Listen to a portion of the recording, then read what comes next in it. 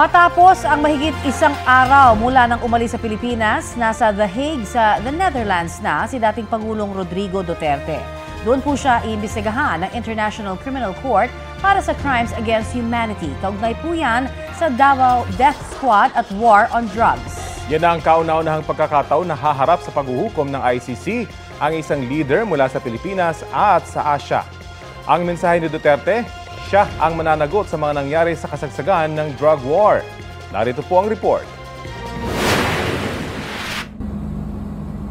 I am about to land sa Hague. Galing ako Dubai. Stopover for it's a long haul, it's a long flight. Nasa The Netherlands na ngayon si dating Pangulong Rodrigo Duterte. Makalipas ang halos 25 oras mula nang umalis sila sa Villamor Air Base sa Pasay gabi ng Martes. Para yan sa kanyang pagharap sa International Criminal Court na mag-iimbestiga at maglilitis sa kanya sa Crimes Against Humanity. Alas 8 ng umaga kahapon oras sa Pilipinas, nag-stop over ang kanilang eroplano sa Al Maktoum International Airport sa Dubai sa United Arab Emirates para mag-refuel. Doon nakausapan ng dating presidente ang kanyang anak na si Veronica base sa kanyang post sa Instagram. Naglabas din ng mga litrato si Senador Bongo ng mga kuha ni Duterte habang nasa Dubai. Ang dapat panandaliang stopover inabot ng halos 8 oras bago muling bumiyahe patungong The Netherlands. Bago mag alas 4 ng hapon oras sa Pilipinas, lumipad na sina Duterte papuntang The Netherlands. Sa gitna ng mahabang biyahe, pagtitiyak ni Duterte. Okay ako. Doon na Turi. Habang nasa eroplano, muling iginit ng dating Pangulo na siyang mananagot sa mga nangyari noong kanyang administrasyon, partikular ang kaugnay sa war on drugs. So ito na nga, for all of the whatever happened in the past, ako na yung nag-front sa ating law enforcement pati military. Sinabi ko na I will protect you and ako ang managot sila lahat. 5:54 PM o maghahating gabi kagabi sa atin, lumapag na sa Rotterdam The Hague Airport ang eroplanong lulan ang dating Pangulo. Doon na rin siya itin-over sa ICC.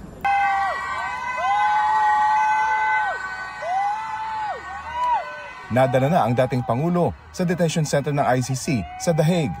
Sinulubong siya roon ng mga taga-suporta, maging ng mga kritiko. Ano man ang mangyari, tatanggapin daw ito ni Duterte. This will be a long legal proceedings. So be it. Kung ganun ang destiny ko. Salamat. Rafi Tima nagbabalita para sa GMA Integrated News. Hingi po tayo ng update sa sitwasyon ngayon sa The Hague sa The Netherlands kung saan dinala si dating Pangulong Rodrigo Duterte. Makakapanayan po natin si GMA Integrated News stringer Andy Peñafuerte III. Andy, malamig na umaga dyan sa inyo. Magandang tanghali dyan sa inyo sa Pilipinas, Connie. Sa ngayon, alas 4 na ng madaling araw dito sa The Hague. Eksaktong alas 8 ng gabi kagabi, pinaalis ng mga pulis ang mga Pilipinong nagtipon sa harapan ng gate ng Hague Penitentiary Institution. At bago niyan, aabot sa 200 mga kababayan natin na nagtipon doon. At karamihan sa kanila ay mga taga-suporta ng dating Pangulong Duterte. Iba't iba ang profile nga ng mga Pilipinong pumunta sa penitentiary at marami sa kanila ang dito sa Netherlands nakabase. Okay. Pero meron... Okay. Go ahead, Andy. Sige lang. Yes. Meron din tayong mga kababayan na nanggaling sa mga karatig bansa tulad ng Belgium at Germany. May isa tayong nakausap na kababayan natin na nanggaling pa ng Japan. Pero ang sabi niya, nagbabakasyon lang daw siya dito sa The Hague at may binisita siyang kaibigan. At nataon ng kanyang pagbabakasyon ay sa pagdating ng dating Pangulong Duterte dito. Pero sa nakita naman natin, naging mapayapa ang pagtitipon ng ating mga kababayan dyan na supporters ni dating Pangulong Duterte naman, ano? Naging mapayapa naman yung pagtitipon kasi pagdating namin doon sa harapan ng ICC at maging doon sa harapan din ng The Hague Penitentiary, pati yung mga Pilipinong nandoon ang nagsasabi doon sa mga kapwa Pilipino natin na maging maayos at huwag magsisigaw at kung maaari ay maging mahinahon sa sasabi ng kanilang suporta kay Pangulong Duterte, dating Pangulong Duterte. Oo. Kamusta naman yung seguridad sa labas ng penitentiary? Pinapaalis na ba yung mga tao roon? O may nagsialisan? Bumalik ba? May mga balak bumalik pa?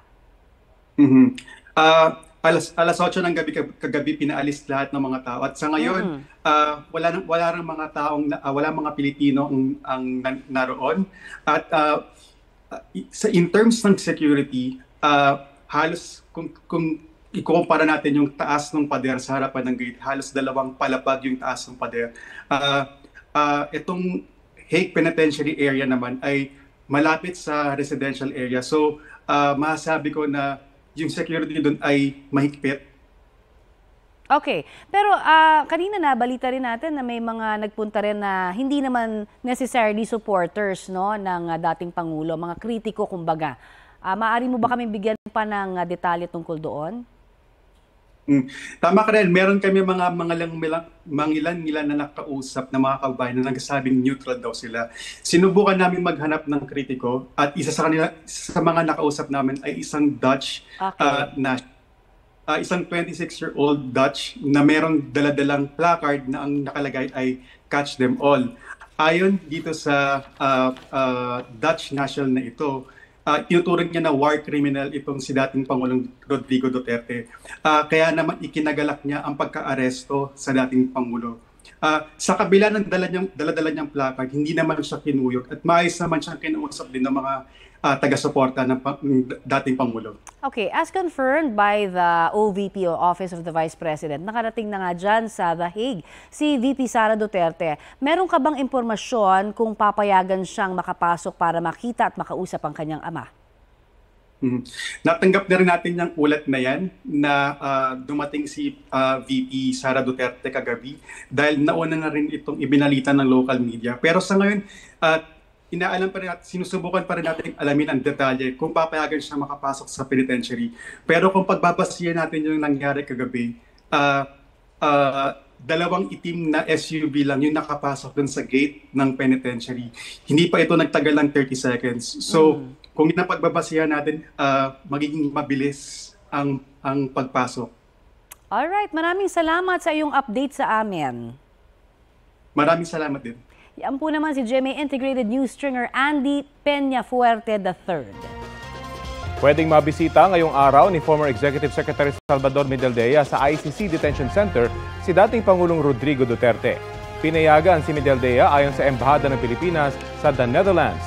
15-day visa ang ibinigay sa kanya ng immigration authorities ng The Netherlands bilang counsel ni Duterte. 2-day visa naman ang ibinigay sa nurse at aide na kasama ni Duterte para makapagpahinga bago bumalik sa Pilipinas. Nakipag-ugnayan na rin daw ang nurse ni Duterte sa nurse ng ICC ukol sa medical conditions ng dating Pangulo. Ang Philippine Embassy, nagpadala rin daw ng winter clothes at care packages para kina Duterte at kanyang mga kasama. Ngayong nasa kustudiya na ng International Criminal Court si dating Pangulong Rodrigo Duterte, mananatili siya sa ICC Detention Facility habang hinihintay ang schedule ng pre-chamber hearing. Ang pagdinig na ito ay para sa pagtukoy ng kanyang pagkakakilanlan, matiyak na naiintindihan niya ang kaso laban sa kanya at maiset ang petsa kung kailan sisimulan ang hearing sa kanyang mga kaso. Ayon sa ICC, lahat ng detainee ay entitled na mag-apply ng interim release habang hindi pa sumasalang sa trial. Sa pagtatapos ng confirmation hearing, matutukoy kung kailangan pang magpasa ng karagdagang ebidensya o isalang na sa trial ang detainee.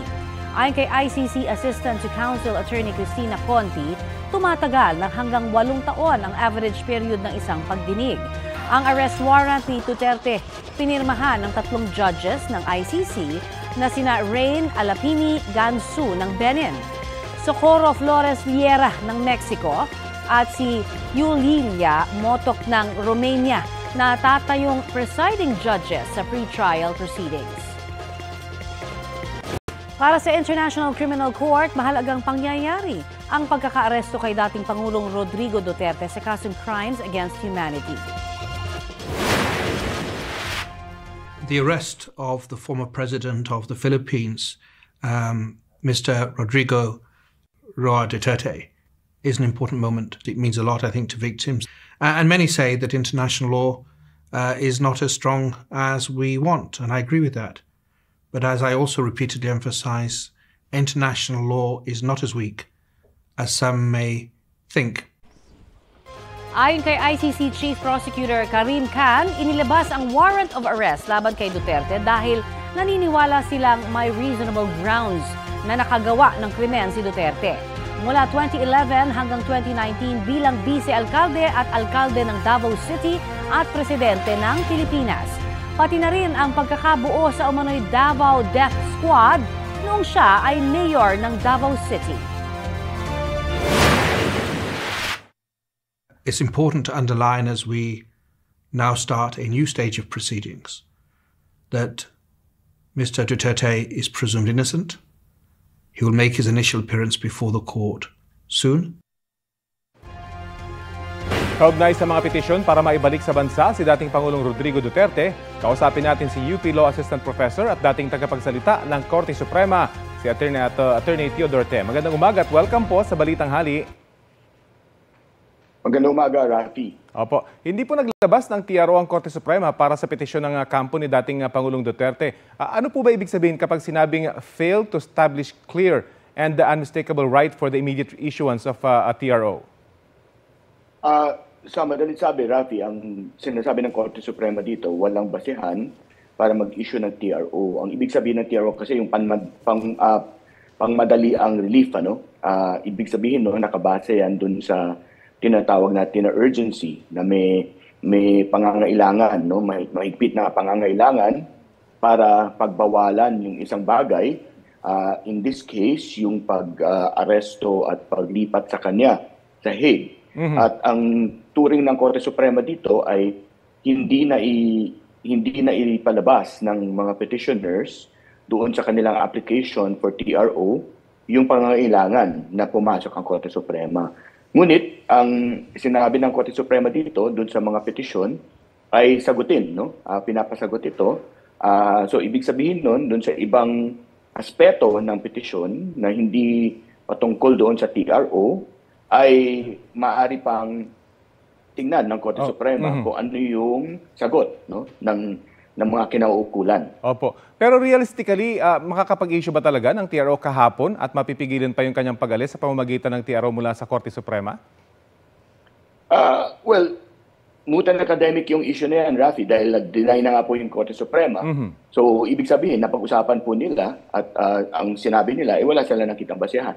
Pero gaano po kahalaga na mapag-usapan pa ito kahit nasa ibang bansa na ang Pangulo at hindi na siya mababalik by virtue of a TRO? Gaano po kahalaga na ma-determine at mapag-usapan pa ito sa Korte?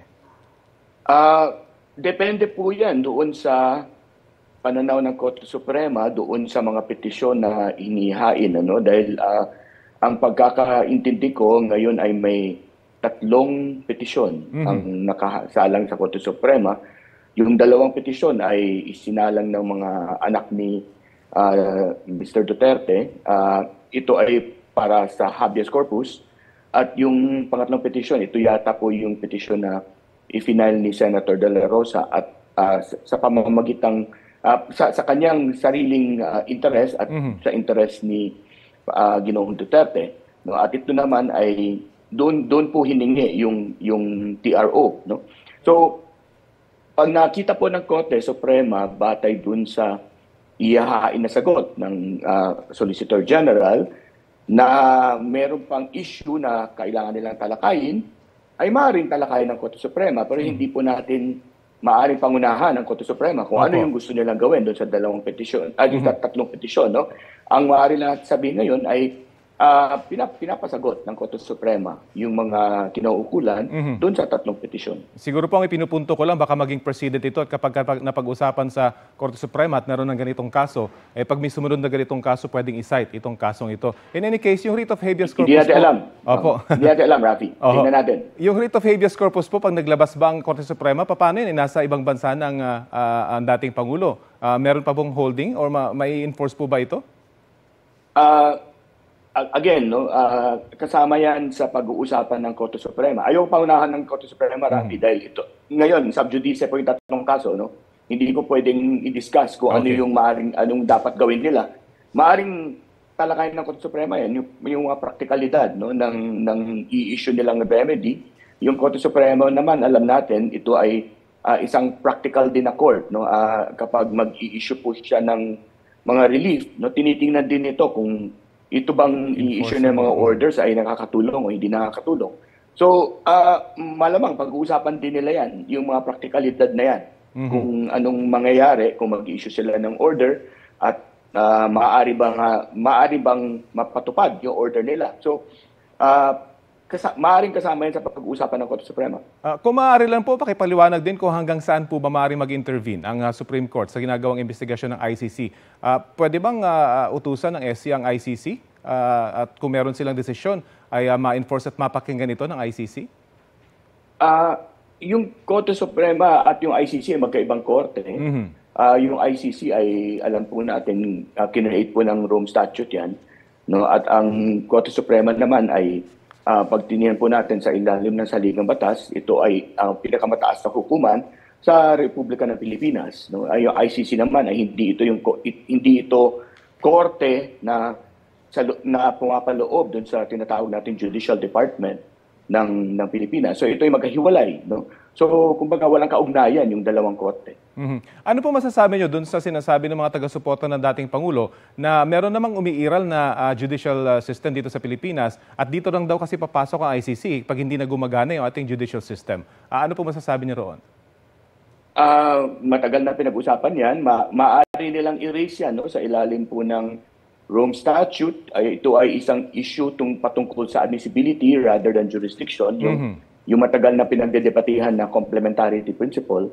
Maaari nilang ipakita kung ninanais nila na may kakayahan at may interes na usigin ng bansa si Mr. Duterte patungkol dito sa similar offenses. No? So, again, alam naman po ng mga abogado siguro ni Ginoong Duterte yan na ito ay issue ng admissibility, hindi issue ng jurisdiction. Opo. At hindi pa ito nare-raise, no?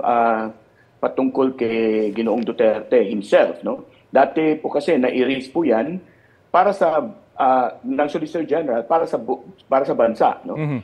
Kino-question niya in principle, nag-ruling po yung ICC at sinasabi ng ICC na maaari na ipagpatuloy yung investigasyon, no? Ngayon dahil naaresto na nga si Ginoong Duterte at nandun na sa The Hague, ano? Ito yung maaaring unang pagkakataon na may ahain ni Ginoong Duterte yung argumentong yan dahil nandun na siya, no? Opo. At sa ilalim ng Rome Statute, meron siyang karapatan na ihain yung argumentong yan. Depende na kung papayag ang ICC doon sa kanya argumento. Isa pa malaking issue yung kaugnayan ng ICC at saka yung Interpol. Idinaan po yung warrant sa Interpol pero galing yun sa ICC na hindi na tayo kasapi. So nasunod pa ba ng gobyerno yung tamang proseso pagdating dito? Yung Interpol ay may koneksyon sa ICC dahil ito ay nagsiserve po ng kanilang mga processes, may kaugnayan po yan. Dahil naman po may kaugnayan sa Interpol. So, iwanan ko na lang po dyan siguro dahil tingin ko hindi naman malaking issue yan. Dahil malinaw naman na tayo ay may kaugnayan at may kaugnayan sa Interpol. At kung ang Interpol ay pumasok, yun po ay trabaho po nila yun. So, iwanan ko na lang po siguro dyan. Okay, maraming salamat po sa mga paglilinaw dahil pagdating sa social media, napakarami na po magagaling pagdating sa legalities. Maraming salamat po sa Attorney Theodore Ten ng UP College of Law at dating tagapagsalita ng Korte Suprema. Wala naman, Rafi. Salamat din. Naging tensyonado ang ilang sandali bago ang pag-alis ni dating Pangulong Duterte pa the Netherlands. Sa isang punto, inaresto pa si dating Executive Secretary Salvador Medialdea. Balitang hatid ni Ian Cruz.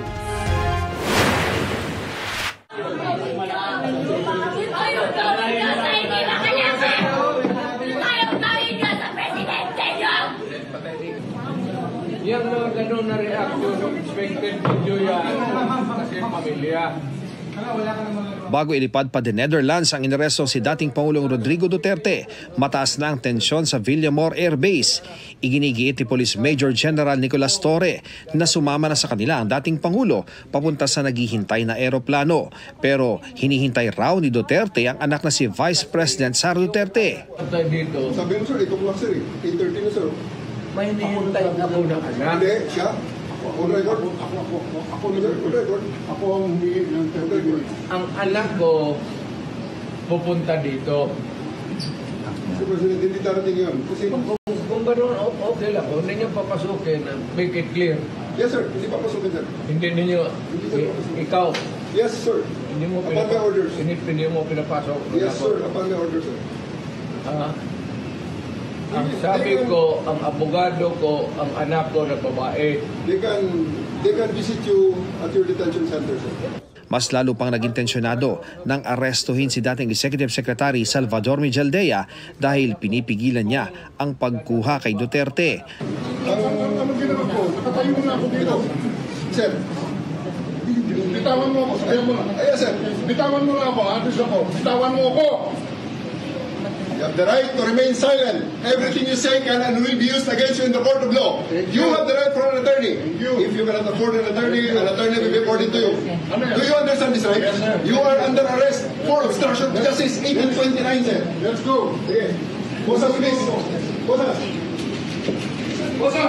Ang sinasabi ni Mijaldea, mahina raw ang dating Pangulo para sa mahabang biyahe. Sa huli, sumama rin si Duterte pero hindi kasama ang partner niyang si Hanilet Avancenia at anak na si Kitty.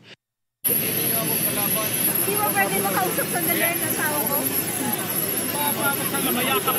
Naisakay sa Gulfstream 550 private jet ang dating Pangulo. Kasama niya si Mijaldea. Sabi ng isa pa sa abogado ni Duterte na si Attorney Martin Delgra, may kasama ring nurse at personal assistant ang dating Pangulo. Ian Cruz nagbabalita para sa GMA Integrated News.